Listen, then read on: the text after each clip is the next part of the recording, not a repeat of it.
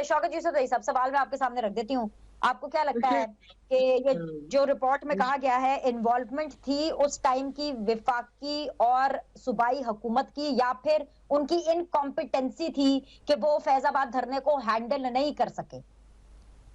अच्छा देखें, पाकिस्तान की जो रिपोर्ट होती है 2000 उसमें 13 के अंदर जब धांधली की रिपोर्ट मुरतब हुई तो कहा गया कि जी धांधली नहीं हुई है, सिर्फ बेकायदगियां हुई हैं।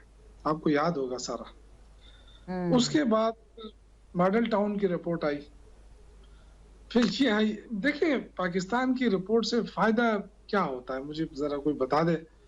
ये तो हम एक नुकसान कर देते हैं, फिर उसके बाद दूसरा नुकसान, क्योंकि 3-3 महीने 4-4 महीने पूरा पूरा साल, फिर वो जो 2-3 लोग होते हैं 4 लोग होते हैं, फिर उनको पूरा पूरा प्रोटोकॉल दिया जाता है, क्योंकि वो रिपोर्ट मुरतब करते हैं। और रिपोर्ट ऐसे मुरतब करते हैं कि ना उसमें किसी को सजा होती है ना उसमें किसी को जजा होती है, बस एक रिपोर्ट है, आ गई हो चली गई हो, टीवी पे भी आ जाती है और खत्म बात। देखिए ये बड़ी बदकिस्मती है।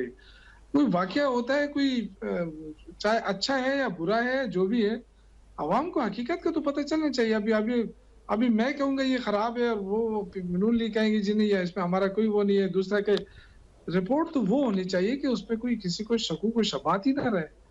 उसका बता दे कि क्लियर कट बता देना कि ये रिस्पॉन्सिबल है। मसला तो ये है ना, इस ये कितनी बदकिस्मती है। अब दूसरी अब और भी कोई रिपोर्टें अभी आने वाली है ना, बहुत सारी अभी और भी चीजें बन रही हैं कि जी इस पे कमीशन बनाओ, इस पे कमीशन बनाओ। मैं यकीन करो मैं इस चीज से तंग आ गया हूँ। मैं किसी देखे वाकया हो जाता है जी, वे इस पे इंक्वायरी शुरू। इंक्वायरी क्या होता है, 2 महीने तक बंदा मुअत्तल रहता है, तीसरे महीने उसको बहाल कर दिया जाता है, और जो बंदा मरा होता है मर चुका होता है। ये देखो, ये पाकिस्तान में ये चीजें नहीं होनी चाहिए।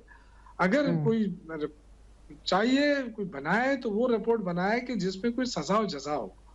ये क्या बात हो गई, ये तो कुछ बात नहीं हुई ना। इतना लोग उसमें सफर हुए, कितने दिन तक, 4-5 दिन तक लोग बेचारे पिंडी इस्लामाबाद के लोग कितने सफर हुए, तो समझ नहीं आ रही। मैं तो इस पे और कुछ नहीं कह सकता हूँ, लेकिन एक चीज आपको बताऊं। साहब आपको आपको समझ नहीं आ रही?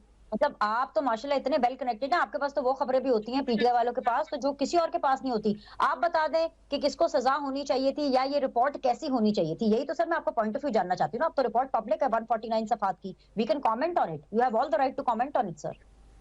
देखिए मैं कमेंट उस वक्त करता जब इस मुल्क के अंदर आइन और कानून की बालादस्ती होती। इस मुल्क के अंदर आइन कानून की बालादस्ती नहीं है मेरे बहन, बिल्कुल नहीं है। ये आपको भी पता है, सबको पता है। इस वक्त जो सूरत हाल है इस मुल्क में, वो ये कि हम अपने आइन को बहाल करें, हम अपने कानून उसको बहाल करें ताकि ये निज़ाम चले। इस वक्त जो है ना निज़ाम, हर चीज मफलूज है, बस जो जिसका ताकतवर है वो अपना निज़ाम चला रहा है। ये कभी इस तरह नहीं हुआ इलेक्शन हुए हों और इलेक्शन के बाद लोगों को आप सीटें छीन कर दे रहे हैं कि जी ये आपका हो गया, ये उसका हो गया, ये मखसूस ये हो गया। ये कभी नहीं हुआ है पाकिस्तान की हिस्ट्री में, मैंने कभी नहीं देखा है अपने उसमें। मेरा 60 साल उम्र है और 10 साल में इक़्तिदार मेरा, मैं कभी भी एक पॉलिटिकल वर्कर हूँ छोटा सा। तो ये सारी चीजें हो रही हैं और कितनी हुकूमतें बदल दी गई। मैं गुलाम इसहाक की हुकूमत, मुझे याद है मैं जर्नलिस्ट था उस वक्त। बेनज़ीर की हुकूमत टूटी, उसकी मैं बड़ी मजे की बात है कि मैं हम साबिर शाह साहब वज़ीर आला थे, हम उनके साथ गए उधर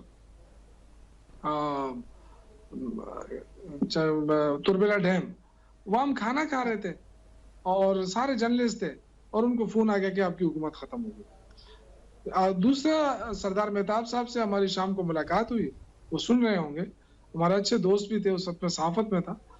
और एक बंदे के ट्रांसफर थे, वो मेरे पास आए तो मैंने सरदार साहब से कहा जी इनकी ट्रांसफर ये मांग रहा है, क्या करें? उन्होंने कहा जी करा दो। वो बंदा ट्रांसफर होके तो आ गया चारसदा, एक एसपी था, और सरदार साहब चले गए स्वात, और स्वात में उनकी हुकूमत खत्म हो गई, वहां गिरफ्तार होके आया। अगले दिन मैं देखा तो वो जो जिस बंदे की ट्रांसफर हुई थी, उन्होंने हथकड़ियां लगा के, वो तस्वीर मेरे पास अभी भी मौजूद है, वो हथकड़ियां लगा के सरदार साहब को गाड़ी से उतार के अदालत में पेश कर रहा है। तो ये हमारे हालात हैं। ये देखें, खुदा के लिए मैं सबको कहता हूं कि देखें, चाहे मेरी पार्टी है कोई और है, जमहूरियत लेकर आए पार्टियों के अंदर।